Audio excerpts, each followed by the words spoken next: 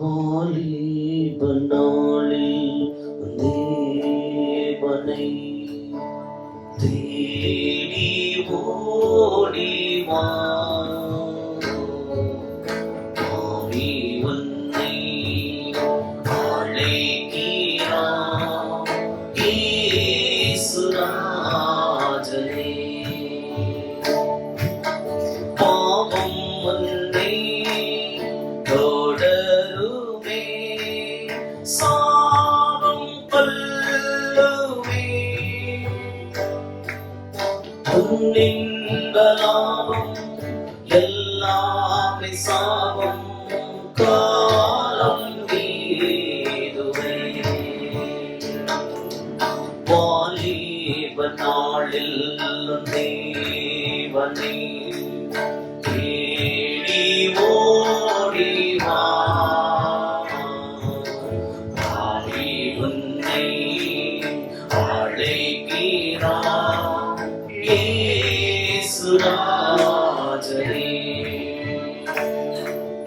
எத்தனையோ விபத்தினின்று உன்னை விலக்கினார், நித்தம் உன்னை பத்திரமாய் நடத்தி வருகிறார், நித்தம் உன்னை பத்திரமாய் நடத்தி வருகிறார். வாலிப நாளில் தேவனை தேடி ஓடி வா, ஆவி உன்னை அழைக்கிறார் இயேசுராஜனே. அந்தரங்க பாவத்தினால் வேதனையுற்றே, உந்தன் திரு இரத்தத்தினால் ஆனந்தம் பெற்றேன், உந்தன் திரு இரத்தத்தினால் ஆனந்தம் பெற்றேன். வாலிப நாளில் தேவனை தேடி ஓடி வா, ஆவி உன்னை அழைக்கிறார் இயேசுராஜனே.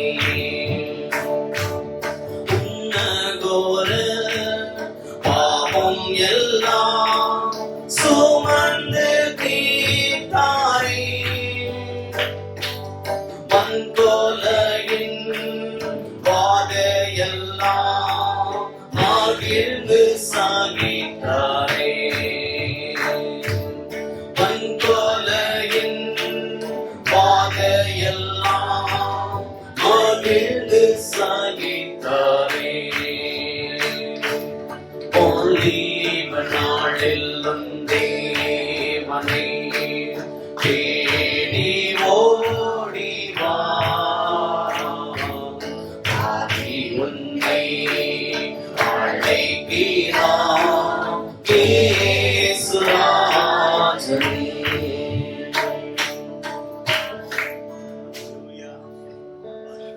நாம் ஜெபிப்போம். கிருபையும் அன்பும் இரக்கமுள்ள நல்ல தகப்பனே, இந்த நல்ல காலை வேளைக்காக உங்களுக்கு நன்றி செலுத்துகிறோம். உங்களுடைய பிரசன்னத்திலே நாங்கள் திளைத்தோம் ஆண்டவரே. உங்களுடைய கிருபையும் இரக்கம் இந்த காலை வேளை புதிதாக இருப்பதற்காக நன்றி செலுத்துகிறோம்.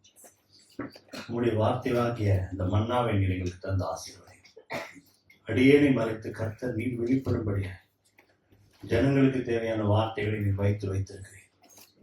நீர் பேசும் ஆண்டவரை நாங்கள் கேட்கிறோம். இயேசுவின் நாமத்தில் வேண்டிக் கொள்வது நல்ல பிதாவே, ஆமென். Praise the Lord. அது கொஞ்சம் அழகா இருக்கலாம், இந்த அளவுக்குலாம் நீங்க அழகா இருக்கக்கூடாது. அநியாயத்துக்கு அழகு மேல அழகாயிட்டே போறீங்க எல்லாரும். ஆமா, நிஜமா தான் சொல்றேன். விளையாட்டு சொல்றேன்னு நினைச்சுக்காதீங்க. நிஜமாவே பார்க்கறதுக்கு அழகா இருக்கிறீங்க. கர்த்தர் நல்லவர். ஆமெனே இல்லையா? அவர் எப்போதுமே நல்லவர். நமக்கு அந்த சந்தோஷம் சமாதானம் அவர்கிட்ட இருந்தா கிடைக்கும். அது ஹாப்பினஸ் ஒரு வார்த்தை இருக்கு, ஜாய் அப்படின்னு ஒரு வார்த்தை இருக்கு. ஆனந்தம், பேரானந்தம். பரிசுத்த ஆவியினால் உண்டாகும் சந்தோஷம் நல்ல வசனம். அது தேவனுடைய ராஜ்யம் புசிப்பும் குடிப்பும் அல்ல, நீதி சமாதானம் பரிசுத்த ஆவியினால் உண்டாகும். இதுதாங்க தேவனுடைய ராஜ்யம். வேற எதுவும் கன்ஃபியூஸ்லாம் நீங்க பண்ணிக்க வேண்டியதில்லை. தேவனுடைய ராஜ்யம் இவ்வளவுதான், வேற எதுவுமே கிடையாது. பாஸ்டர் ஒரு இன்ஸ்ட்ரக்ஷன் கொடுத்துருக்காரு. 45 நிமிஷத்துக்கு மேல நீங்க பேசினியா அடுத்த தடவை மேடையில் ஏற்ற மாட்டேன் அப்படின்னு சொல்லல. அது அந்த மினிமம் அந்த டிசிப்ளினாவது வேண்டாமா அப்படின்னு கேட்டபோது எனக்கு சுருக்குன்னு குத்துச்சு. கரெக்ட். ஒரு வார்த்தை சொல்றோம், ஒரு ஊழிய செய்யறவங்களுக்கு இது கூட இல்லைன்னா அப்புறம் என்ன இருக்கு. அதுக்காக தான் ஒரு டைமர் போட்டு வச்சுட்டேன். ஆண்டவர் நல்லவர். பெரிய பீடிகெல்லாம் போடாம நேர விஷயத்துக்கு வந்துடும். என்னன்னா, ஆண்டவர் நமக்குள்ள ஒரு இந்த குவாலிட்டி, இந்த கேரக்டர் இருக்கணும்னு விரும்புறார். என்ன கேரக்டர் தெரியுமா? ஒரு நன்றி உள்ள ஒரு இருதயம். கர்த்தருக்கு நன்றி செலுத்திக்கிட்டே இருக்கலாம். கரெக்டா இல்லையா? நீங்க நன்றி செலுத்த செலுத்த செலுத்த நன்மைகள் நடந்துகிட்டே இருக்கும். அதை மிஸ் பண்ணிடுறோம். இருக்கிறதுக்கு நன்றி சொல்றதுக்கு மறந்துட்டு இல்லாதவர்களுக்காக புலம்புறோம். எப்படி? இருக்கிறதுக்கு நன்றி சொல்ல மறந்துட்டு இல்லாதவர்களுக்காக புலம்புறோம். பிசாசு ஆதியாகமத்துல பார்க்கிறோம். ஏவாள்கிட்ட கேட்கிறது என்னன்னா, இந்த இந்த விருட்சங்கள் எல்லா கனிகளையும் புசிக்க கூடாதுன்னு உங்கள்கிட்ட சொன்னாரா? எப்படி? கேள்வி எப்படி இருக்கு? இந்த கனியெல்லாம் புசிக்க கூடாது அப்படின்னு ஏதாவது உங்கள்கிட்ட சொன்னாரா? இல்ல இல்லையா, அப்படிலாம் ஒன்றும் சொல்லலையா. இவன் தான் பயங்கர கிரிமினல் ஆச்சே. எதுக்கு சொல்றேன்னா, மனுஷனுடைய மனதுல ஆசைகளை விதைக்கிறது. என்னது? ஆசைகளை, பேராசைகளை, பொருளாசைகளை விதைக்கிறது. அதாவது இந்த உலகத்தோட தத்துவங்கள்லாம் நமக்கு உதவாதுங்க. எதெல்லாம் உதவாது? அதனாலதான் நேற்று தான் ஒரு விஷயம் படிக்கும்போது ரொம்ப சந்தோஷமா இருந்தது. எல்லாருக்கும் தெரியும், நானே வழியும் சத்தியமும். இத நம்ம தமிழ் லாங்குவேஜ்ல, நம்ம இப்ப இருக்கிற லாங்குவேஜ்ல சொன்னா எப்படி சொல்லலாம்? வழி, ஓகே, புரிஞ்சு போச்சு. ரஜினிகாந்த் எல்லாம் சொல்ல முடியாது, நம்ம ஆண்டவர் தான் சொல்ல முடியும். இப்போ வழி அவர் தான். சத்தியம்னு சொன்னா டக்குன்னு புரியாது. நான் தான் உண்மை. எப்படி இருக்கு? நான் தான் உண்மை அப்படின்னா என்ன சொல்றாரு இன்டைரக்ட்லி ஆண்டவர்? அதெல்லாம் பொய்ன்றார். அவர் பொய்ன்னு சொல்றது மற்ற ஆளுங்களை மாத்திரம் கிடையாது. The world system, இங்க கொடுக்குற ப்ராமிசஸ், நீங்க முன்னேறணும், அவனை போல ஆகணும், இவனை போல ஆகணும், அதுதான் கோல், இப்படி எல்லாம் சொல்லி கொடுக்குறாங்களே. இது எல்லாத்தையும் குப்பையாக்கிட்டார் ஆண்டவர். ஆண்டவர் ஒரு கோல் செட் பண்ணிட்டார். என்ன கோல் சொல்லுங்க பார்க்கலாம். அவரை போல மாறுறதுதான் கோல். இதுல இப்போ மனசு சமாதானம் அடைஞ்சிடும். நான் இந்த வார்த்தை கேட்டோட நிஜமாவே ரொம்ப சமாதானம் வந்துச்சு. என்ன தெரியுமா? தேவையில்லாத கோல்லாம் வச்சுக்கிறது இல்லை. இப்போ இதுதான் கோல், அதுதான் கோல், இப்படி ஆயிடணும், அப்படி ஆயிடணும். எனக்கு கோல் ஜீசஸ் தான். அழகா ஒரு வசனம் சொல்லுது, பரிசுத்தமாகுதலோ உங்களுக்கு கிடைக்கும் பலன், முடிவோ. அதாவது என்னன்னா, டெஸ்டினேஷனே நான் தான். இது வழி. இது நம்ம வந்துட்டு இருக்கிறதெல்லாம் வழி. நீங்க ட்ரெயின்ல போயிட்டே இருக்கீங்க, நிறைய ஸ்டேஷன் பாக்குறீங்க. ஏதாவது ஒரு ஸ்டேஷன் நல்லா இருந்தா அங்க இறங்கிடுவீங்களா? யோசிச்சு பாருங்க. ஐயோ, பிரமாதமான ஸ்டேஷன், இங்க இறங்கிடலாம். டிக்கெட் வாங்கினது எங்கேயோ வேற எங்கேயோ காஷ்மீருக்கு வாங்கியிருப்பீங்க. நடுவில் மத்திய பிரதேசல இறங்கிட்டு இங்கே போதும், இங்க சூப்பரா அப்படி சொல்லுவீங்களா? அப்படிதான் நம்ம இருக்கோம். டெஸ்டினேஷனுக்கு ஆண்டவர் குறிச்சிட்டார். பரிசுத்தமாகுதலோ உங்களுக்கு கிடைக்கும் பலன். போற வழியெல்லாம் பரிசுத்தமா இருங்க. அதுக்கு பரிசுத்தமாகிறதுக்கு கர்த்தர் புடமிடுறதுக்கு 1000 காரியங்கள் வாழ்க்கையில் அனுமதிக்கிறார். நீங்க என்னடான்னா குயாமுயா கத்துறீங்க. சரி கத்துக்கிறார் ஆண்டவர், நீ கத்து, என்ன வேணாலும் பேசு. ஆனா கடைசியில எங்க கொண்டு போய் விடுறாரா? நித்திய ஜீவன். எல்லாரும் சொல்லலாம் நித்திய ஜீவன் சொல்லுவாங்க. அதாவது முடிவில்லாத ஒரு வாழ்க்கை. எந்த தகப்பனது தன் பிள்ளை சீக்கிரம் சாவணும் அப்படின்னு நினைப்பானா?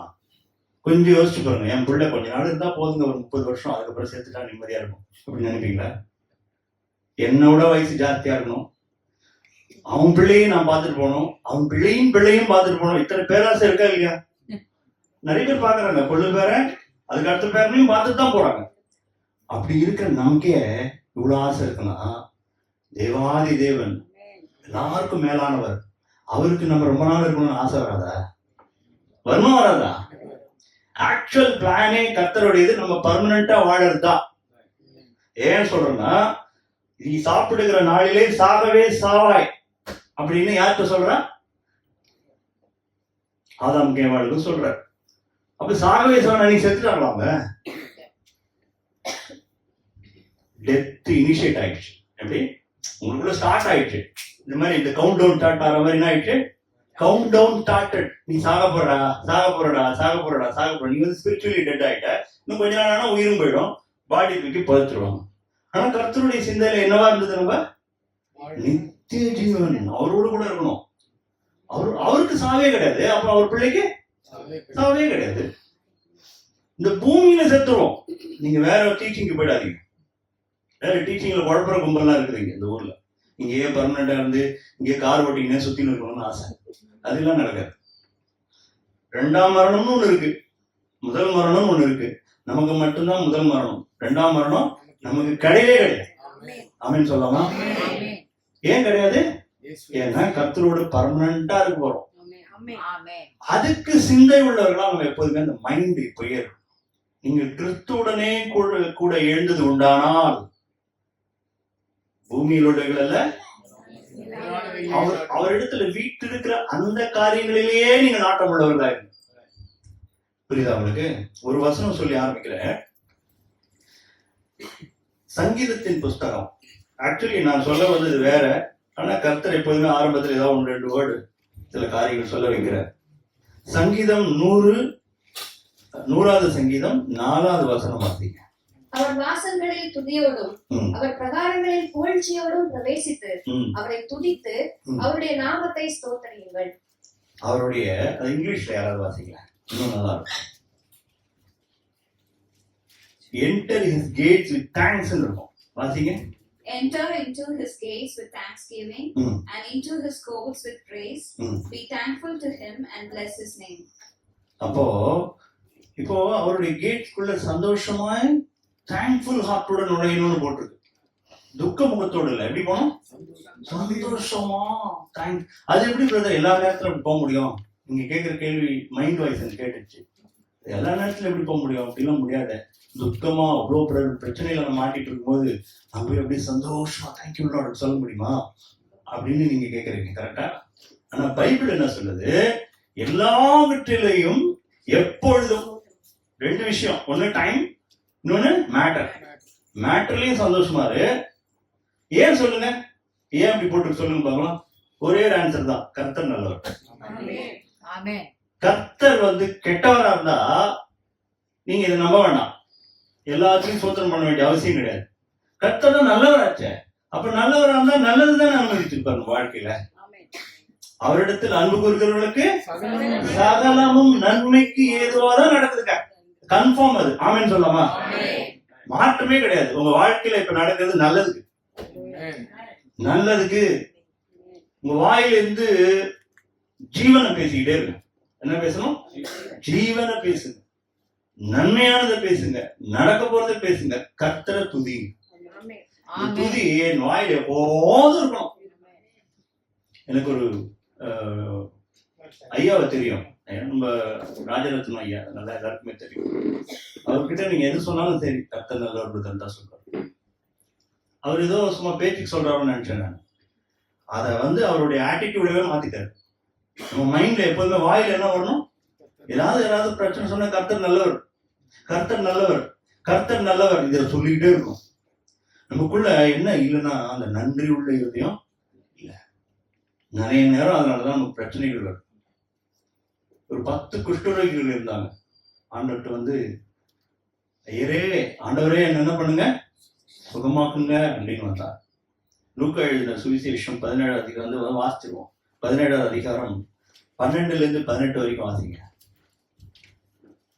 அவர் ஒரு கிராமத்தில் பிரவேசித்த போது குஷ்டரோகம் உள்ள மனுஷர் 10 பேர் அவருக்கு எதிராக வந்து தூரத்திலே நின்று, இயேசு ஐயரே, எங்களுக்கு இறங்கும் என்று சத்தமிட்டார்கள். அவர்களை அவர் பார்த்து, நீங்கள் போய் ஆசாரியர்களுக்கு உங்களை காண்பீங்கள் என்றார். அந்தபடி அவர்கள் போகையில் சுத்தமானார்கள். அவர்களில் ஒருவன் தான் ஆரோக்கியமானதை கண்டு திரும்பி வந்து உரத்த சத்தத்தோட தேவனை மகிமைப்படுத்தி அவருடைய பாதத்திற்கே முகங்குப்புற விழுந்து அவருக்கு ஸ்தோத்திரம் செலுத்தினான். அவன் சமாரியனாய் இருந்தான். இப்போ அவர்களில் ஒருவன், 15வது வசனம், அவர்களில் ஒருவன் தான் ஆரோக்கியமானதை கண்டு, அவங்க வந்து அதோ ஒரு 10 அடி டிஸ்டன்ஸ் எல்லாம் போல, கிலோமீட்டர் கணக்குல போயிட்டாங்க. அதனால ஆண்டவர் வந்து 10 அடி டிஸ்டன்ஸ் எல்லாம் சரி பண்ணிருக்க மாட்டார். என்ன பண்ணிருக்காரு, நீ வந்து ஆசாரியனுக்கு காமினா அவன் போறான், அவன் இங்கோ போகிற வழியிலே சொஸ்தமாக்குற. நிறைய இயேசு சொஸ்தமானதை டிஃப்ரெண்ட் வேல பார்க்கலாம். நீங்க ஒருத்தன் கண்ணுல வந்து உமிழ் நீர் எடுத்து பூசி போய் கழுவுகிறாரு, ஒருத்தர் வந்து தொட்டு சுகமாக்குறாரு, ஒருத்தர் வந்து நீ பிழைப்பாயின்னு சொல்றாரு. பாத்தீங்களா, நிறைய இடத்துல பார்த்தா எல்லாரையும் கீழே போயிட்டு இவர் தூங்கிட்டா இருக்க, எழுந்துரு தலித் தொகுமி எழுந்துருன்ற. ஸோ ஜீசஸோட ஹீலிங் பார்த்தா டிஃப்ரெண்டா இருக்கு. இப்போ இந்த ஹீலிங்ல என்ன சொல்ல, நீ போகும்போதே சொஸ்தமாறாங்க. ஆனா திரும்பி ஒருத்தன் வந்தான். ஏன் திரும்பி ஒருத்தன் வந்தான்? மகிமைப்படுத்துறதுலாம் பெரிய வார்த்தை, நம்மளாம் அது வேண்டாம். சிம்பிளா சொல்றேன்னா, நன்றியோட வந்து திரும்பி பார்க்க வரோம். நன்றியோட இருக்கிறவன் இயேசு கிட்ட திரும்பி வருவான். எல்லாரும் இயேசு கிட்ட போவாங்க. நன்றியோட இருக்கிறவங்க என்ன பண்ணுவாங்க, திரும்பி வந்துருவாங்க. இதுதான் இது இருக்கிற மேட்டர். இப்போ திரும்பி வந்து உரத்த சத்தத்தோட தேவனை மகிமைப்படுத்தி, அடுத்தது அவருடைய பாதத்தகரே முகம் குப்புற விழுந்து அவருக்கு ஸ்தோத்திரம் செலுத்தினான். இதை பார்த்து இயேசு என்ன சொன்னார்? அடுத்த வசனம், அப்பொழுது இயேசு சுத்தமானவர்கள், கர்த்தருக்கு கால்குலேஷன் பிரமாதத்துக்கு. ரக்ஷா சபையில எத்தனை பேர் வராங்க, எத்தனை பேர் 8:15 வராங்க, 8:15 அப்புறம் எத்தனை பேர் வந்து இப்ப இயேசு சொல்லுவார். யாரெல்லாம் 8:25, 8:30, 35 இப்படி லைனா வராங்க. எப்போ ஆராதனை முடிஞ்சு செய்தி மட்டும் கேட்டா போதும்னு நினைக்கிறவங்க, அதுக்கெல்லாம் கால்குலேஷன் வச்சு கிளீனா நீங்க வச்சிருப்பாரு, கேட்டா சொல்லுவார். இப்போ இந்த சுத்தமானவர்கள் 10 பேர் ஆச்சு. அதனால 10 பேர் சுத்தம் பண்ண, மீது 9 பேர் எங்கன்னு கேட்கிறாங்க. தேவனை மகிமைப்படுத்துறதுக்கு இந்த அந்நியனை தவிர எவனுமே காண. இது வந்து வருத்தப்பட்டு சொல்றது, வேற யாருமே காணுமே. அந்த நன்றி உணர்வே இல்லையப்பா அவங்கள்ட்ட. அந்த பேசிக் அந்த நன்றி இருக்க வேணாமா? குஷ்டரோகத்தை யாராவது சரி பண்ண முடியுமா? ஒரு வார்த்தை சொன்னேன், பிரமாதமா சரியாயிட்டீங்க, அதுக்கு வந்து என்கிட்ட ஒரு நன்றி சொல்லக்கூடாதப்பா. அந்த தேங்க்ஸ் இல்லையா உங்கள்கிட்ட, அந்த ஆட்டிடியூட் இல்லையா? தேங்க்ஸ்ங்கிறது வாயில வர வார்த்தை இல்லை. தேங்க்யூ அப்படி சொல்றது வாயில ஒரு வார்த்தை இல்லை. நிறைய பேர் வந்து சும்மா வாயில இருந்து தேங்க்ஸ் எல்லாம் சொல்ற கும்பலா இருக்கு. கர்த்தருக்கு அது கேட்கல, நன்றி உள்ள ஒரு இருதயம் கேட்கல. அந்த ஆட்டிடியூட், அந்த நன்றி உள்ள இருதயம் எங்க இருந்து வரும் சொல்லுங்க பார்க்கலாம். உள்ளத்துல தான் வரும், இல்லைன்னு சொல்ல, உள்ளதான் சொல்றேன். ஆனா எப்படி வரும் அது?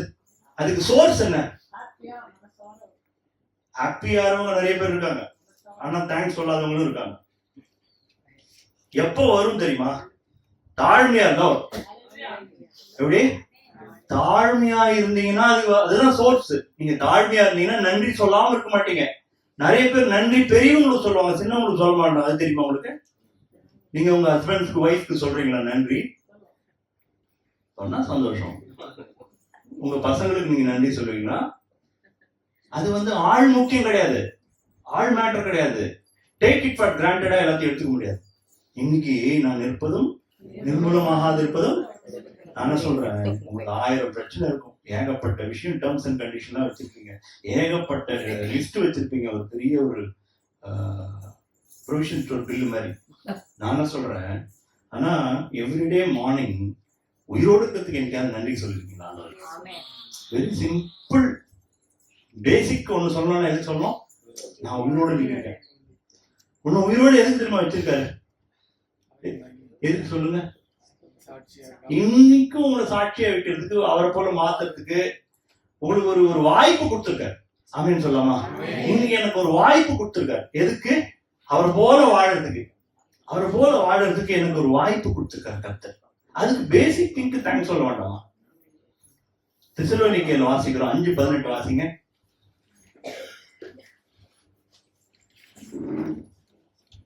குயிக். எல்லாவற்றிலேயும் ஸ்தோத்திரம் செய்யுங்கள், அப்படி செய்வதே கிறிஸ்து இயேசுவுக்குள் உங்களை குறித்து தேவனுடைய சித்தமாய் இருக்கிறது.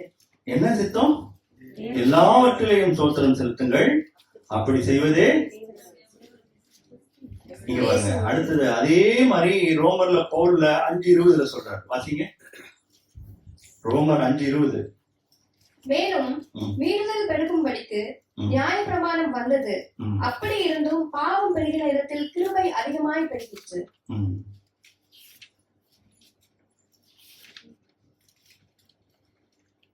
இல்ல, இந்த வசனம் எப்படின்னா, நம்முடைய கர்த்தராகிய இயேசு கிறிஸ்துவின் நாமத்தினாலே எப்பொழுதும் எல்லாவற்றிலேயும் பிதாவாகிய தேவனை ஸ்தோத்தரித்துன்னு வரும். சாரி, நான் வசனம் தப்பா சொல்லிட்டேன்னு நினைக்கிறேன். இப்போ தெசலோனிக்கேயர்ல வாசிக்கிறது என்ன?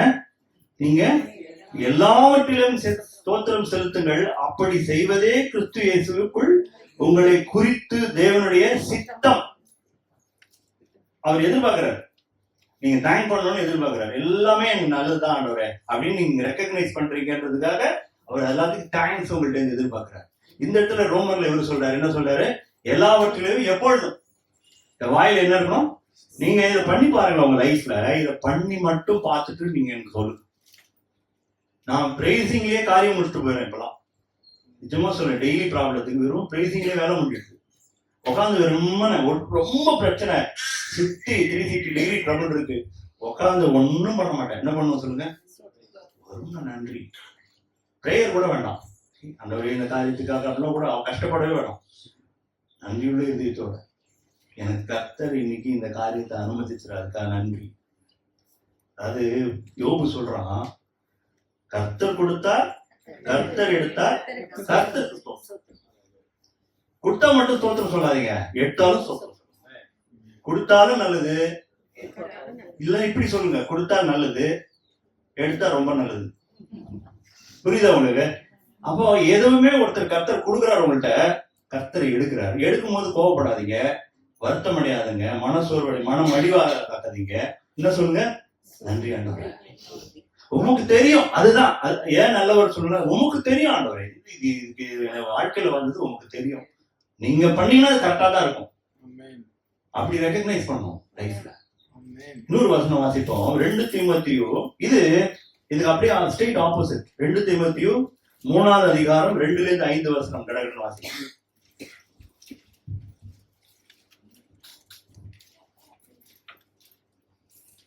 எப்படியெனில் மனுஷர்கள் தற்பிரியராயும் பணப்பிரியராயும் வீம்புக்காரராயும் அகந்தை உள்ளவர்களாயும் தூஷிக்கிறவர்களாயும் தாய் தகப்பன்மாருக்கு கீழ்ப்படியாதவர்களாயும் நன்றி அறியாதவர்களாயும் பரிசுத்தம் இல்லாதவர்களாயும் சுவாப அன்பு இல்லாதவர்களாயும் இணங்காதவர்களாயும் அவதூறு செய்கிறவர்களாயும் இச்சை அடக்கம் இல்லாதவர்களாயும் கொடுமை உள்ளவர்களாயும் நல்லோரை பகைக்கிறவர்களாயும் துரோகிகளாயும் துணிகரம் உள்ளவர்களாயும் இருமாப்புள்ளவர்களாயும் தேவ பிரியராயிராமல் சுகபோக பிரியராயும் தேவ பக்தியின் வேஷத்தை தரித்து அதன் பலனை மறுதளிக்கிறவர்களாயும் இருப்பார்கள்.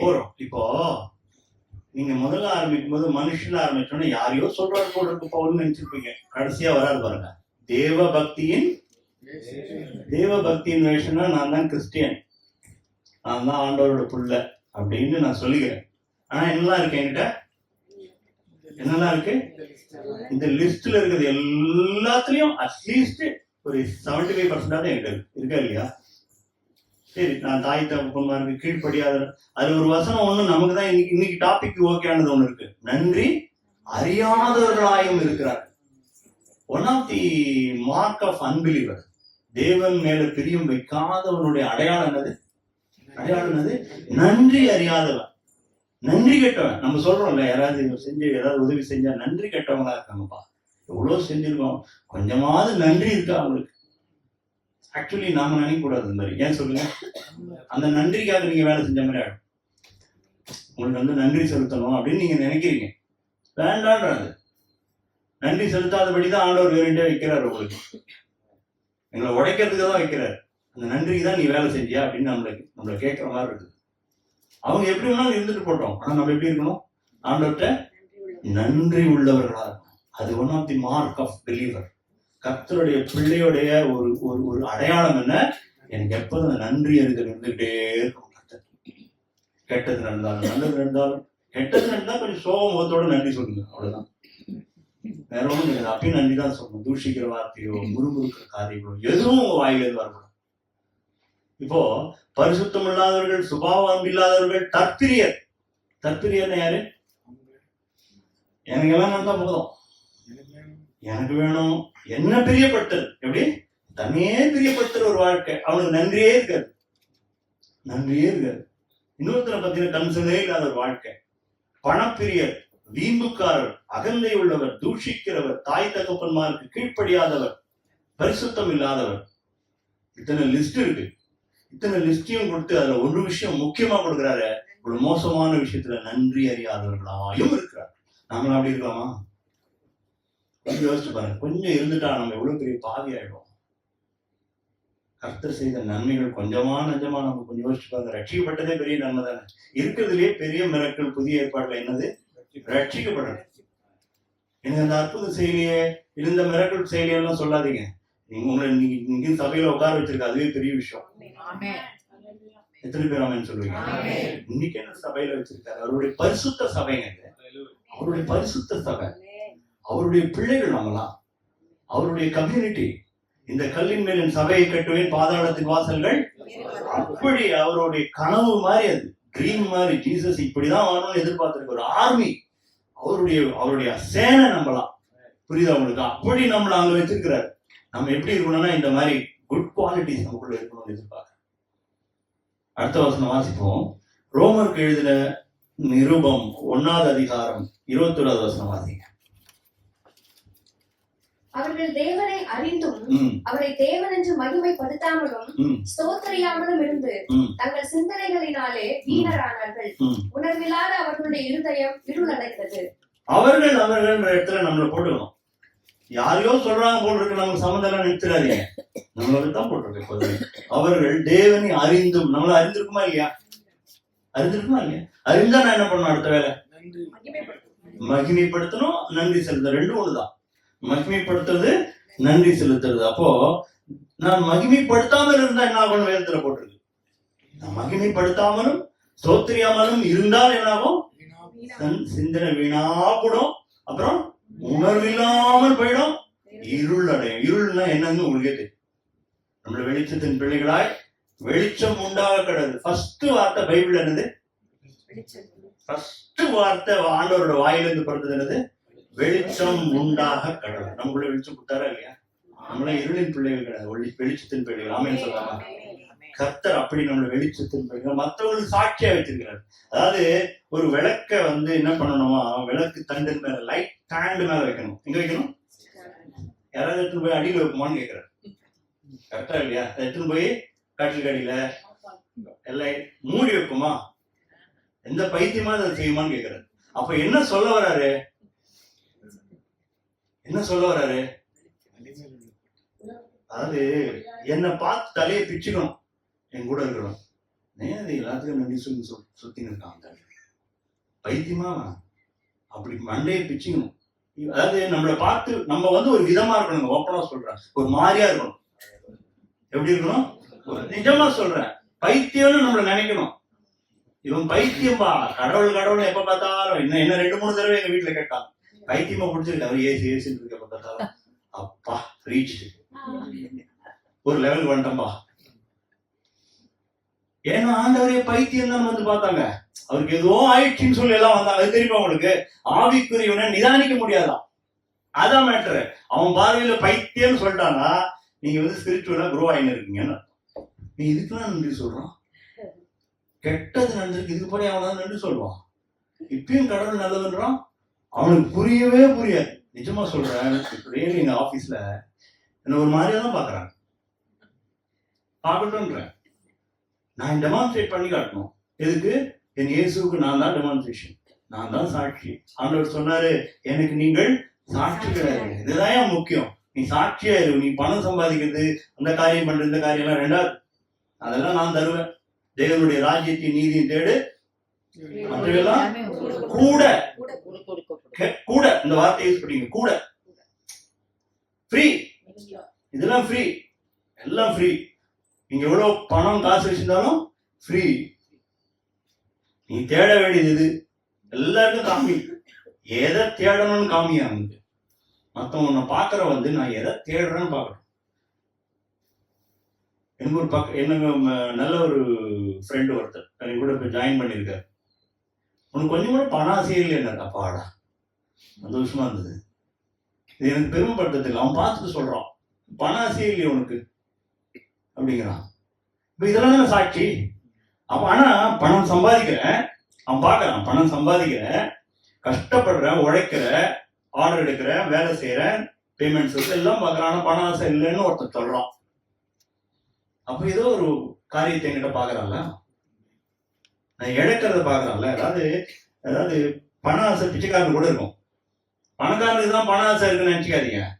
பிச்சைக்காரன் கிட்ட இருந்து அவனுடைய அந்த இதை பிடிங்கன்னு ஓடுங்க பார்க்கலாம். பிச்சைக்காரன் இருந்து பிடிக்கிறீங்கன்னு வச்சுங்களேன், அவனுக்கு எப்படி இருக்குன்னு பாருங்க. அவனு அப்படியே சந்தோஷமா சிரிச்சுனே இருப்பானா?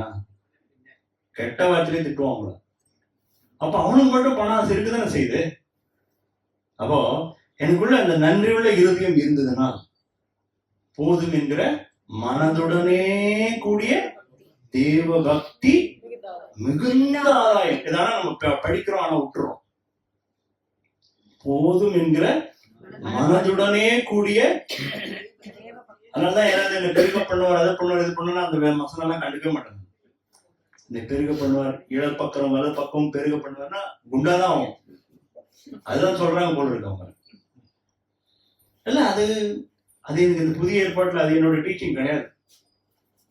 வித்துட்டு வாங்குறாரு, எல்லாத்தையும் விட்டா என்ன பின்பற்றணும்னா என்ன பண்ண, எல்லாத்தையும் வித்துட்டு வாங்குறாரு. யாராவது நீங்க சொன்ன வித்துட்டு வந்துட்டீங்க, அப்போ எல்லாத்தையும் வித்துட்டு வாங்க. நாளைக்கு வரும்போது, அடுத்த வாரம் சபைக்கு வரும்போது ₹1 இல்லாம வந்து நிக்கணும் அப்படின்னு சொன்னா வருவீங்களா நீங்க?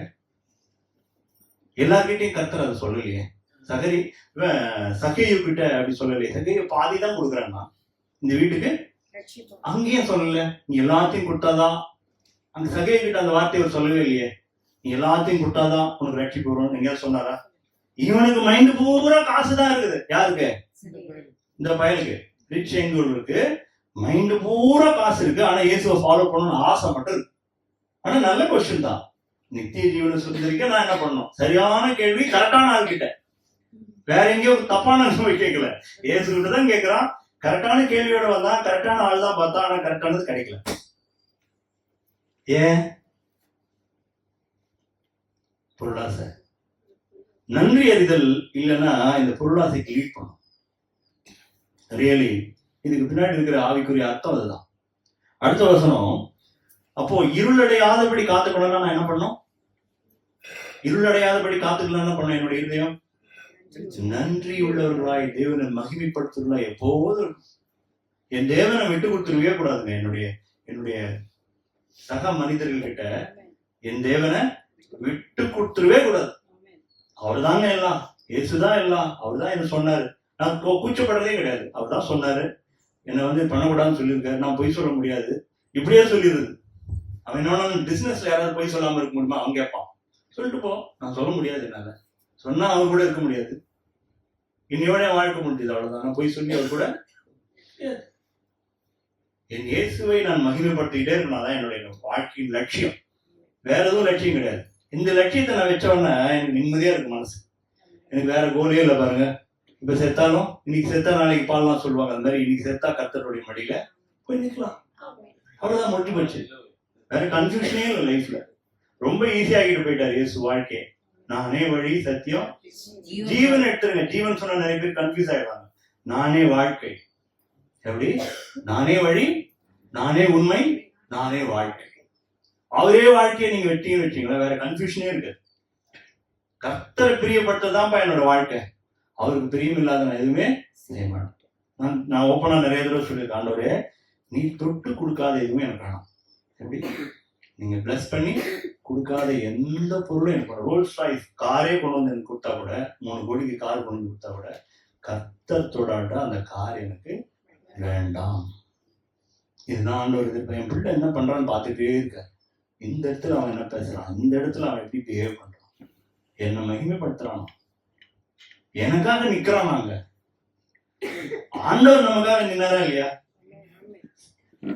சிலுவையில அவமானம் போடப்பட்டார்ல, நிந்தையை அனுபவிச்சார்ல, நிந்தையை அனுபவிச்சாரா இல்லையா? அசிங்கப்பட்டாரா இல்லையா? காரி துப்புனாங்க, தாடியை பிடிச்சி எடுத்தாங்க. அவ்வளோ தேவாதி தேவனை நமக்காக தானே நின்னாரு. ஒவ்வொரு நாளும் ஜெபத்துல அவருடைய கல்வாரிய நினைச்சு பார்க்காம நான் எழுந்து வரமாட்டேன். எனக்குன்னு எடுத்துப்பேன். யாரு? உலகத்துக்கு தான் மறிச்சாரு, இல்லைன்னு சொல்லல, உங்களுக்கு தானே மறிச்சாரு. பர்சனலா எடுத்துக்கணும். எனக்காக என் இயேசு மறித்தார். அவர் இல்லைன்னா நான் செத்துப்பேன். நான் இன்னைக்கு இருக்கிறது எதுக்காக? கர்த்தருடைய கிருபையினால. நான் பாவம் இல்லாம இருக்கேன். இன்னைக்கு நம்ம 2 விதத்துல வேதத்தை சொல்லுவோம். நான் பாவி, இன்னொரு நீதிமான். நம்ம பாவியா நீதிமான்? டக்குன்னு சொல்லுங்க பாவம். பாவம் இல்லை என்போமானால் அப்படின்னு யோவான் வேற சொல்றாரு. நம்ம பாவியாவும் இருக்கோம், நீதிமானாவும் இருக்கும். எப்பெல்லாம் குற்றம் கழுவப்படுதோ அப்பெல்லாம் நீதிமான ஆயிடுறோம். கழுவப்படாத நிலையில பாவியாக. புரியுதா உங்களுக்கு? தூசி படிச்சுக்கிட்டே தான் இருக்கும் உங்க மேல. சிந்தை மூலமா எந்தெந்த காரியங்கள்லாம் தேவனுக்கு பிரியமெல்லாம் செய்ய அப்பெல்லாம் பாவம் உங்களுக்குள்ள வருது. பாவத்தை எப்பெல்லாம் அறிக்கிட்டு தேவன்கிட்ட சொல்றீங்களா அப்பெல்லாம் நீதிமான மாறீங்க. இப்போ அடுத்த வசனம் பிலிப்பியர் 4:6 வாசிங்க. நீங்கள் ஒன்றுக்கும் கவலைப்படாமல் எல்லாவற்றையும் குறித்து உங்கள் விண்ணப்பங்களை ஸ்தோத்திரத்தோட கூடிய ஜெபத்தினாலும் வேண்டுதலினாலும் தேவனுக்கு தெரியப்படுத்துங்கள். நீங்கள் ஒன்றுக்கும் கவலைப்படாமல் எல்லாவற்றையும் குறித்து எப்படி திருத்தணும்? அவர்கிட்ட எடுத்தவனும் வாயில் என்ன வரணும்? ஸ்தோத்திரம். நீங்க நன்றி செலுத்தி தான் ஸ்டார்டே பண்ணணும் உங்களுடைய ஜெபத்தை. சோத்திரத்தோட கூடிய ஜெபத்தினாலும் வேண்டுதலினாலும் தேவனுக்கு தெரியப்படுத்துங்க. அப்பொழுது அவர் வெறும்னு சொல்லியிருக்கலாம், எல்லாத்தையும் தேவன் சொல்லுங்க, அவர் பார்த்து பாருங்க சொல்லியிருக்கலாம். ஆனா பவுல் ரொம்ப டீட்டெயிலா எழுதுறாரு. ஏன்னா அவர் டெய்லி பிராக்டிஸ் பண்ற காரியத்தை அங்க எழுதுறாரு. என்ன சொல்றாரு? நீங்க ஒண்ணுக்கும் கவலைப்படாம, நீங்க கவலைப்பட்டே கலங்குறீங்கன்ற. நீங்க கவலையை மேற்கொள்ள முடியாத கிறிஸ்தவர்கள் அதிகம். ஒண்ணுங்க, ஒரு சின்ன விஷயம் சொல்லி முடிச்சிடுறேன். நமக்குள்ள இந்த புன்சிரிப்பு, ஒரு ஹாப்பியஸ்ட் ஃபேஸ், ஒரு சந்தோஷமான முகம், நன்றியுள்ள இருதயம் எப்போதுமே எதையோ குறித்து கவலைப்படாது, முகமுறுப்பா இருக்காது, முகம் சோர்வெல்லாம் வச்சுக்காது. கஷ்டம் உள்ள இருந்தா கூட கர்த்தர் அனுபவிச்சார் அவருக்கு நன்றி செலுத்திட்டு சந்தோஷமா ஃபேஸ் இருக்கும். ஒரு வெளிநாட்டில் நடந்த ஒரு நல்ல ரியல் ஸ்டோரி இது. ஒருத்தன் சூசைட் பண்ணிக்கிறதுக்காக அவனுடைய வாழ்க்கையில விரக்தி, ஏதோ பிரச்சனை, அவனுடைய ரூம்ல நினைக்கிறான், நான் இந்த பிரிட்ஜை கிராஸ் பண்ணி போவேன். ஏதோ ஒரு பிரிட்ஜு, அதை கிராஸ் பண்ணி போய் அந்த பிரிட்ஜிலேருந்து விழுந்து இறந்து போயிடுவேன். ஆனா அவன் ஒண்ணு நினைச்சானா, யாராவது என்னை பார்த்து ஒரு புன்முறுவல் சிரிச்சா நான் அந்த தற்கொலை பண்ணிக்கிற எண்ணத்தை விட்டுட்டு திரும்பி வந்துடலாம் அப்படின்னு அவன் டைரியில் எழுதியிருக்கான். இது நிஜமா நடந்தது. வெளியே போறான், பிரிட்ஜு போய் விழுந்து எடுத்துட்டான். பாடியெல்லாம் எடுக்கிறாங்க, போலீஸ் எல்லாம் போஸ்ட்மார்ட்டம் பண்றது, அவன் ரூம்ல போய் சர்ச் பண்றாங்க. பார்ப்பாங்கல்ல என்ன எழுதி வச்சுட்டு போயிருக்கான். லாஸ்டா அதில் எழுதியிருந்தான், யாராவது புன்முறுவல் பூச்சிருந்தா நான் இந்த தற்கொலையை நான் விட்டுருப்பேன் அப்படின்னு எழுதியிருந்தான். அப்போ யாருமே, அப்ப நான் அதை கேட்கும் போது எனக்கு தோணுச்சு, இது ரியலா நடந்திருக்குது. அப்போ நம்ம எல்லாரும் ஒரு இருக்கும் முகத்தோட, யாருக்குமே ஆசீர்வாதமா இல்லாம, அந்த ஒரு சிரிப்பு அவனை பேசிக்க கூட மாட்டான். அவனை பார்த்து அப்படி ஒரு சின்ன ஸ்மைல் பண்ணியிருந்தா என்ன ஆயிருக்கும்? அவனோட உயிர். ஆண்டவர் நமக்கு என்ன சொல்லி கொடுக்குறாரு? அதுல இருந்து என்ன சொல்லி கொடுக்குறாரு நம்ம கிட்ட? அவருடைய பிள்ளைகள் என்ன, அவர்கிட்ட என்ன நம்ம கிட்ட என்ன எதிர்பார்க்க? எல்லாம் எதையோ பிடிக்க போற மாதிரி, என்னத்தையோ கிழிக்க போற மாதிரி, மூஞ்ச என்னமோ மாதிரி வச்சுக்கிறோம். மனசு சரியில்லை, எப்போதும் கவலை, எப்போதும் டிப்ரெஷன். நீங்களே டிப்ரெஷன் இருந்தா இன்னொருத்தனை எப்படி டிப்ரெஷன் வெளியே கொண்டு வரும்? நமக்கு இயேசு இருக்கிறாருங்க, அதை மறந்துடக்கூடாது. நமக்கு யார் இருக்கா? வானத்தையும் பூமியும் உண்டாக்கணும் கூட. இயேசு சொன்னா கூட நீங்க விரும்பின சின்ன ஆமை தான் போட்டீங்க. வானத்தையும் பூமியும் உண்டாக்கினவர் உங்கள்கிட்ட இருக்கு. வேதம் என்ன சொல்லுது? உலகத்தில் இருக்கிறவனிலும் உங்களில் இருக்கிறவர் சாலமோனிலும் பெரியவர் உங்களுக்கு முன்னாடி நிற்கிறார். இயேசு சொல்றார், சாலமோனிலும் பெரியவர் நான் முன்னாடி நிற்கிறேன். அது கூட தெரியாம இருக்கிற என்னால செய்யக்கூடாத அதிசயமான காரியம் ஏதாவது உண்டா? காட் சொல்றது என்னது? என்னால செய்ய முடியலன்னு எவனாவது ஒருத்தன் வந்து சொல்ல முடியுமா? அப்ப நம்ம ஃபேஸ் தான் இண்டக்ஷன் ஆஃப் அவர் ஹார்ட்னு சொல்லுவோம். அப்போ நம்முடைய இருதயத்தை ரிஃப்ளெக்ட் பண்ணுறது. அகத்தின் அழகு என் முகம் எப்படி இருக்கணும்? அவருடைய முகத்தை எங்கள் மீது பிரகாசிக்க பண்ணும். வேதவசனம் இருக்கு. எப்படி? அவருடைய நம்மலாம் நிலவு மாதிரி. சூரியன் யாரு? ஆண்டவர். அவருடைய லைட் என்ன பண்ணும்? என்ன பார்க்குற ஒரு டிஃப்ரெண்டா பார்க்கணும்.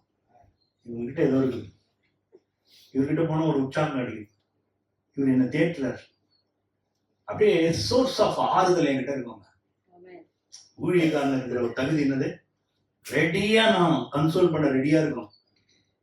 என் வாழ்க்கை பிரச்சனை ஒண்ணும் கிடையாது, என் தேவன்கிட்ட காத்தால கொடுத்துட்டு வந்தாச்சு. ஆமென் சொல்லுங்க.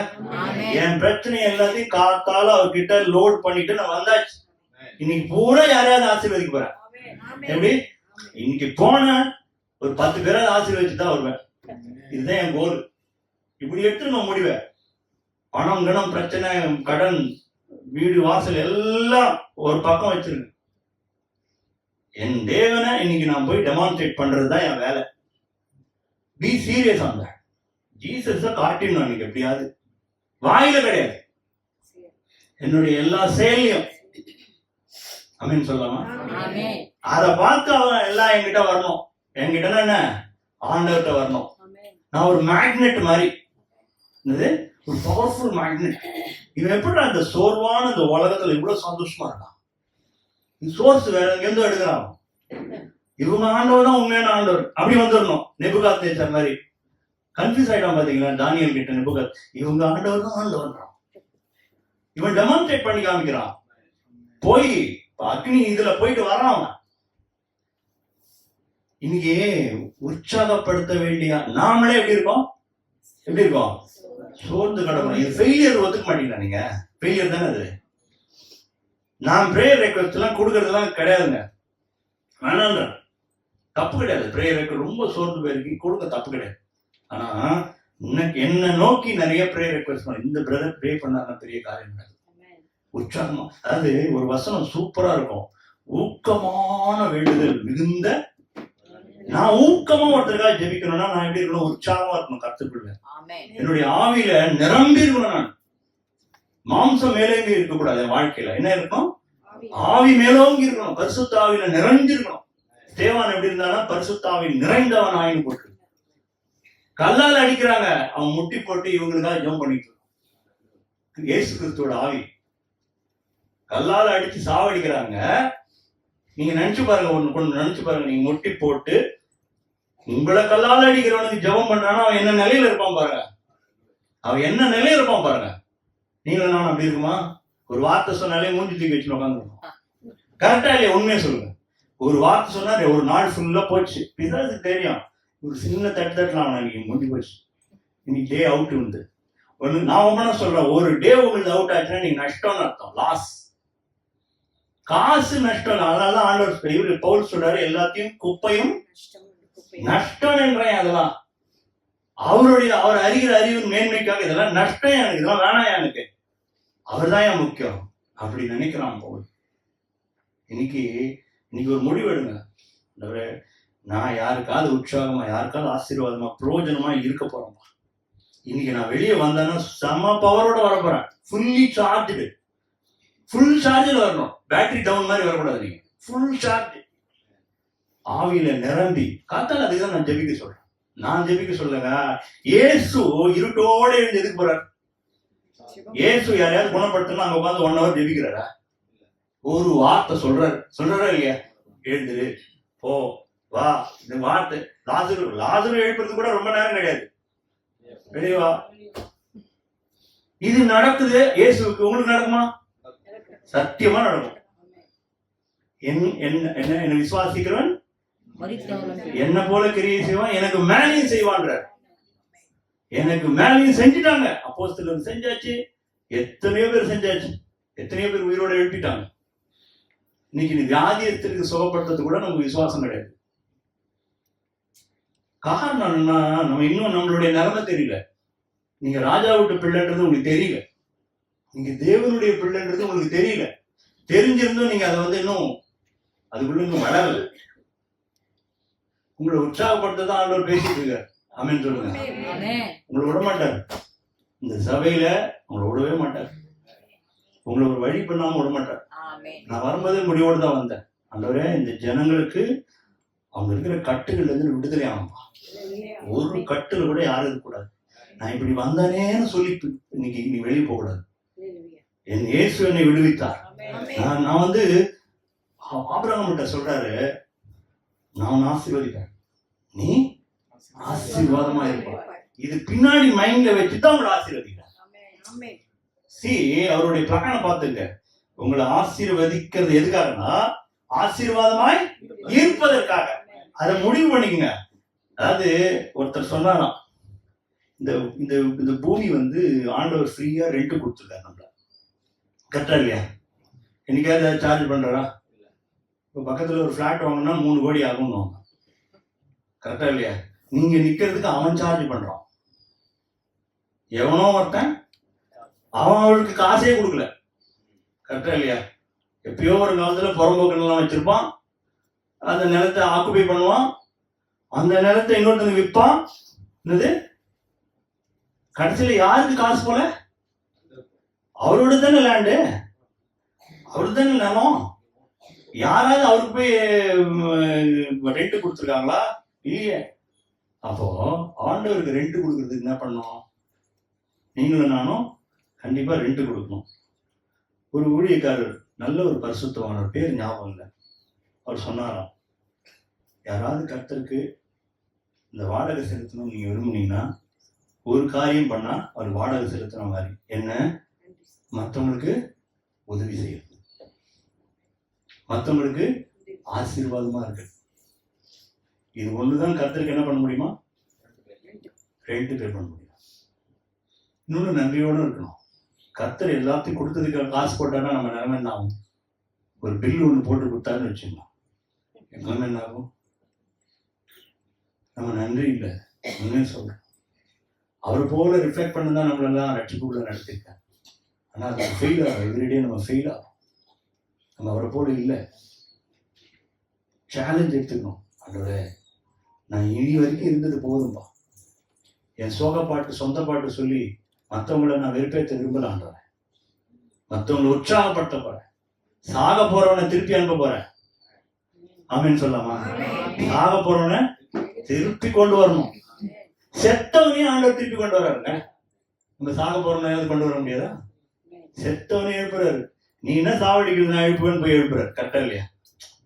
இவங்க எல்லாம் சொல்றாங்க, நீங்க வந்திருந்தா சரியா இருக்கும், அது பண்ணிருக்கோம், செத்து 4 நாள் ஆச்சு, நாரி போச்சு, நீங்க பேசாம இருக்கு, நான் எழுப்புறேன். கட்டோட எழுந்து வரோம். அப்போ நம்ம கொண்டு கர்த்தர் செய்ய வேண்டிய காரியம் நிறைய, 1 2 கிடையாது. எத்தனை பேர் விடுவிக்கலாம் தெரியுமா? உற்சாகமான ஒரு வார்த்தை, உற்சாகமான ஒரே ஒரு வார்த்தை ஒருத்தனை உயிர்ப்பிக்கும். நீங்க போய் கை வச்சு அவன் தோல்ல கை வச்சு எல்லாம் சரியாயிடும், ஆண்டவர் இருக்காப்பா, கவலைப்படாத, எனக்கு நடத்துல எனக்கு பண்ண மாட்டாரா, முடிஞ்சு போச்சு அவன் லைஃப், அவள்தான். பிசாசு காலி, அவன் வாழ்க்கையில பிசாசு ஓடுவான். பிசாசுக்கு எடுத்து நிற்கிறதுனா எப்படி? பல்ல கட்சி இப்படி நிக்கிறதா? பல்ல கட்சினா ஓடுறோம். தேவனுக்கு கீழ்ப்படிந்திருங்கள், பிசாசுக்கு எடுத்து நிக்கிறதுனா என்னது? தேவனுக்கு கீழ்ப்படியணும், பிசாசுக்கு பிடிக்காத காரியத்தெல்லாம் செய்யணும். பிசாசை வெறுப்பேற்றணும். எப்படி? நான் இப்படியே சொல்றது, சிலுவையிலே தோற்கடிக்கப்பட்டவன நீ, டிஃபீட்டட் ஆன் தி கிராஸ். யார? சிலுவையில அரைஞ்சு பார்க்கறதுக்கு ஆசைப்படுறாரு இவரு, அவர் உயிரோடு திருப்பி வந்தார். பிசாசை தோற்கடிக்கணும்னா உங்க எப்பொழுதுமே உங்க இதயத்துல நன்றி உணர்வு இருந்துகிட்டே இருக்கும். நன்றி உணர்வு இருந்துச்சுன்னா முறுமுறுப்பே இருக்காது.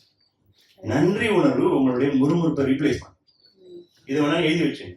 உங்களுக்குள்ள நன்றி உணர்வு தானாகும் இந்த முறுமுறுப்பு, இந்த குப்பை கூட எல்லாத்தையும் ரீப்ளேஸ் பண்ணும். இன்னும் வேணுங்கிற அந்த கிரேவிங் நிர்மூலமாயிடும். அந்த கிரேவிங் இருக்கக்கூடாது ஆண்டவர் விரும்புறாரு. நீங்க கொடுத்தா போதும் ஆண்டவரே, இன்னைக்கு நான் சந்தோஷமா 3 வேளை ஆகாரம் எனக்கு இருக்குது இல்ல, நல்ல ஒரு வீடு இருக்குது, நல்ல அழகான ட்ரெஸ் இருக்குது, நல்ல நான் சொன்ன வந்தவொடனே அழகா இருக்கிறீங்க, என்ன எல்லாம் அழகா இருக்கிறீங்க, இதுக்கு மேல என்ன வேணும்? ஏதாவது வேணுமா? ரியலி சொல்றேன், நான் கேட்காத ஆர்டர்ஸ்லாம் வருது. ஓப்பனா சொல்றேன், நான் ஒன்றும் பண்ணல, ப்ளீஸ் தான் பண்றேன். என்னால நான் வானான்ற ஆர்டர் ரிஜெக்ட். இப்போ ராஜாக்கு தெரியும், ரிஜெக்ட் பண்றேன், எனக்கு வேணான்ற அவ்வளோ வருது, என்னால பண்ண முடியல. கர்த்தர் நினைச்சா ஒரு மனுஷனை தெரிவு பண்ண முடியும். அவருடைய பலத்த கருத்துக்குள் அடங்கிருங்கள், அவர் உங்களை உயர்த்துவார்னு போட்டு ஒரு சின்ன லாஜிக் புரிஞ்சுக்கணும். தேவனுடைய ராஜ்யத்தை இது திருப்பி இதே தான் சொல்றேன். ஆண்டவருக்கு மகிமை உண்டாதா. கடைசியா ஒரே ஒரு வசனம் சொல்லி முடிச்சுக்கிறேன். கொலோசியர் 3:15 வாசிங்க.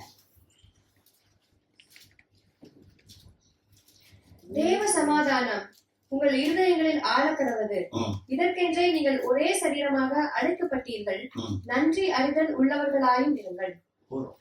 இதை விட பெரிய வாசனம் உங்களுக்கு தேவையில்லை. தேவ சமாதானம், இந்த நன்றி இருந்தா தேவ சமாதானம் ஆளுகை செய்யும். நான் அந்த சமாதானத்தை குறித்து நான் இப்ப ரிசர்ச்சே பண்ணிட்டு இருக்கேன். சமாதானம் சொல்லிட்டு போயிட்டாரு, என்னுடைய சமாதானத்தையே கொடுக்குறேன்னு சொல்லிட்டு போயிட்டாரு.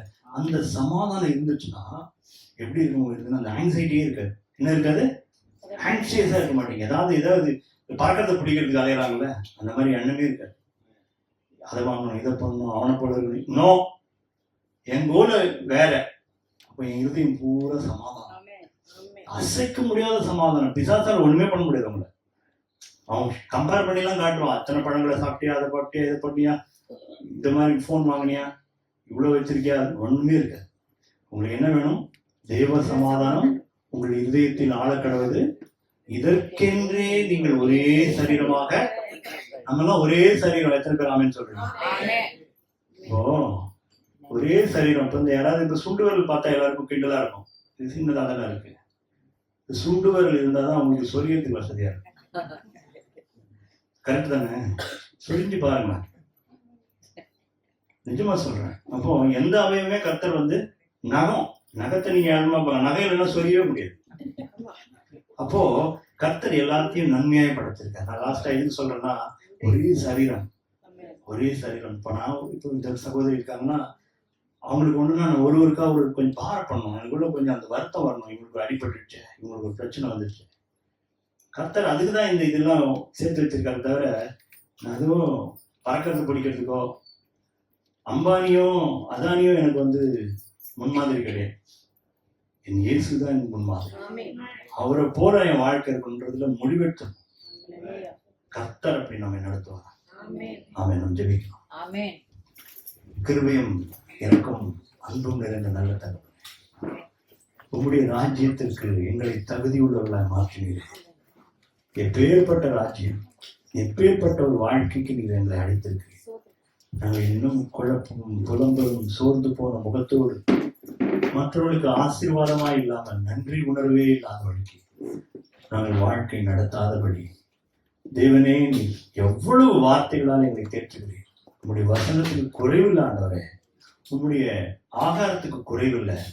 எங்கள் வாழ்க்கையில் எல்லாவற்றையும் தேவைக்கு மிஞ்சி வைத்திருக்கிறீர். இன்றைக்கு போய் காசாவில் இருக்கிற ஜனங்களிடத்துல கேட்டா தெரியும், வீடு வாசல் இழந்து ஒருவேளை ஆகாரம் கூட இல்லாத அந்த கியூல போய் நிற்கிறவங்க கேட்டா தெரியும், ஆண்டவரே எங்களை பூரணமாய் வைத்திருக்கிறீரப்பா, எங்களுக்கு எல்லாவற்றையும் தந்திருக்கிறீர் ஆண்டவரே. நன்றி செலுத்துகிறோம். எல்லாரும் நன்றி செலுத்துறோம் ஆண்டவரே. உமக்கு நன்றி ஆண்டவரே. எங்களை உயிரோடு வச்சதுக்கு நன்றி ஆண்டவரே. எங்களை மற்றதுக்கு சாட்சியா வச்சிருக்கீங்க, அதுக்கு நன்றி ஆண்டவரே. எங்களை நீ தெரிந்தெடுத்தீர், அதுக்காக நன்றி. யாரையாவது ஒருத்தரையாவது நான் உற்சாகப்படுத்தினப்பா, ஒவ்வொரு நாள் ஒரு ஆளையாவது எங்க ஆபீஸ்லயோ போற வழியிலயோ யாரையாவது நான் ஆசீர்வதிக்கணும், எப்படியாயிலும் உண்மை பற்றி ஒரு வார்த்தை சொல்லணும் ஆண்டவரே. அதுக்கென்றே எங்களை அழைச்சிருக்கீங்க. நாங்க உங்களுடைய பிள்ளைகள் என்பது என்ன வித்தியாசம் ஆண்டவரே? அந்த நன்றி உணர்வு இல்லாம ஆண்டவரே, அந்த பணாசை இல்லாத ஒரு வாழ்க்கை ஆண்டவரே, நாங்க அந்த குழப்பம் இல்லாத ஒரு வாழ்க்கை, இங்க இயேசுதான் எனக்கு கோல் என்று சொல்கிற ஒரு வாழ்க்கை, உமக்கு சாட்சியா இருக்கிற வாழ்க்கை ஆண்டவரே. இந்த ஜனங்களோடு கூட நீர் பேசியிருக்கிறீர் தகப்பனே. இருதயத்துல நீர் ஆண்டவரே விதைகளை விதைத்திருக்கிறீர். இந்த விதைகள் பெருகட்டும், இந்த விதைகள் வளரட்டும் ஆண்டவரே. சாத்தான் ஆண்டவரே எந்த கிரியும் செய்ய முடியாதபடி, சத்துரு எந்த கிரியும் வாழ்க்கையில செய்ய முடியாதபடி தேவன் வேலி அடைத்து பாதுகாத்துக் கொள்ளும். கர்த்தருக்கென்று ஒரு ஜனம் எழும்பட்டும், கர்த்தருக்கென்று ஆண்டவரே மகிமையாய் நாங்கள் எழும்பட்டும் ஆண்டவரே. உடைய கருத்துல எங்கள் யாவரையும் ஒப்புக் கொடுக்கிறோம். பெரிய காரியங்களை செய்யும். இயேசு கிறிஸ்துவின் நாமத்தில் ஜெபிக்கிறோம், ஜீவனுள்ள நல்ல பிதாவே. ஆமென். ஆமென்.